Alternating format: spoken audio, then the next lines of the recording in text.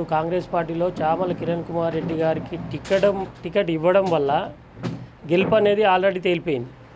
ఎందుకంటే కాంగ్రెస్ గవర్నమెంటు మొన్న ఇచ్చిన 6 పథకాలలో 6 పథకాలు ఆల్రెడీ చేసేసింది కాబట్టి ప్రజలలో నమ్మకం అనేది కుదిరింది. అదే చామల కిరణ్ కుమార్ రెడ్డి గారిని గెలిపిస్తే కేంద్రంలో కూడా మనం ఉంటే ఇంకా తెలంగాణ చాలా అభివృద్ధి అవుతుంది. కాబట్టి చామల కిరణ్ కుమార్ రెడ్డి గారిని ఖచ్చితంగా అత్యధిక మెజారిటీతోటి గెలిపిస్తాం.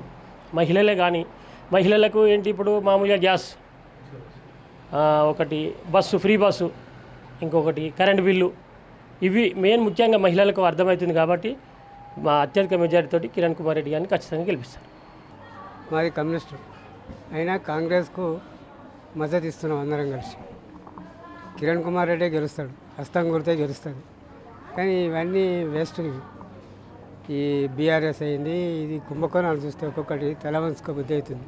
నా సొంతోడు ఇజ్జతున్నాడైతే మరణమే ఉంటుంది. అది ఒక్కొక్క కుంభకోణానికి ఒక్కొక్క లక్ష్యానికి ఒక్కొక్క తీరు ఉన్నది అది.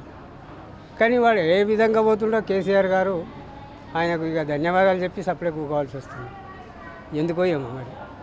అసలు ఆ రైతుల ముంగడికి ఎట్లా పోవాలి, ఏం కథ, ఏం సంగతి, వాళ్ళ రైతుల ఇబ్బంది. ఆనాడు రైతులు ఎరకలేదా, ఈనాడు ఎరకొచ్చింది, గుర్తుకొచ్చిందా? ఆనాడు ఫామ్ హౌస్ కాదు, నువ్వు ఇంట్లోనే ఉంటుంది. అది ఈ ఫామ్ హౌస్ ఇచ్చిపెట్టి రాకపోతుంది. ఈనాడేమో ఊర్లో పడి తిరుగుతుంటుంది. అంటే మీ ఇష్టం వచ్చినట్టుగా అన్నట్టు. అది ప్రజలు బుద్ధి చెప్పినా కానీ ఆ బుద్ధి మారడం లేదు. ఏమో ఇక ఆయన కరెక్ట్. ఎట్టి పరిస్థితుల్లో కాంగ్రెస్ వస్తుందండి. కిరణ్ కుమార్ రెడ్డి వస్తాడు ప్రతి విలేజ్లలో. కానీ ఒక్కటి సార్, కాంగ్రెస్ అనేది ఒక ఫాల్ట్ ఉన్నది.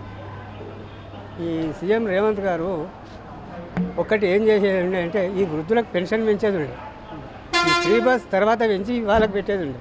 వాళ్ళు విలేజ్ ఒక సపోజ్గా అనుకుందాం, ఒక విలేజ్లో వృద్ధులు కలిసి 4 కూర్చుంటారు. ఇప్పుడు నా అసలు వయసున్న వాళ్ళు అటోళ్ళు ఇటోళ్ళు పోతారు, ఊళ్ళో ఉండి ప్రచారం చేసేవాళ్ళు వాళ్ళే. కానీ వాళ్ళకి ఫస్ట్ ప్రిఫరెన్స్ ఇచ్చేది ఉండే. అదొక్కటి తప్పింది. కాబట్టి ఎట్లయినా కిరణ్ కుమార్ రెడ్డి వస్తాడు, హస్తం కొడితే గెలుస్తుంది. కొన్ని చేస్తుండ్రు. ఒకటే ఉంది, 5 ఉన్నాయి కాబట్టి ఆ ఎలక్షన్ కోడ్ కాబట్టి ఆగింది. అది మాకు ఎరికే కదా. దాన్ని బట్టి మేము ఖచ్చితంగా చెప్తున్నాం కదా, విలేజ్లలో ప్రతి ఒక్క విలేజ్ అధికార పార్టీ అని ఒకటి చూస్తున్నారు. ఇంకొకటి ఈ కుంభకోణాలు చూసి ఒకటి చూస్తున్నారు. రెండవది, మూడవది ఈ వాతావరణాన్ని సృష్టించి మనకు 6 హామీలు 100 రోజుల్లో కంప్లీట్ చేసిండు కాబట్టి ఇదొకటి ఉంది. ఇట్లున్నాయి కాబట్టి ఖచ్చితంగా అతనే వస్తాడు. కిరణ్ కుమార్ రెడ్డి గెలుస్తాడు.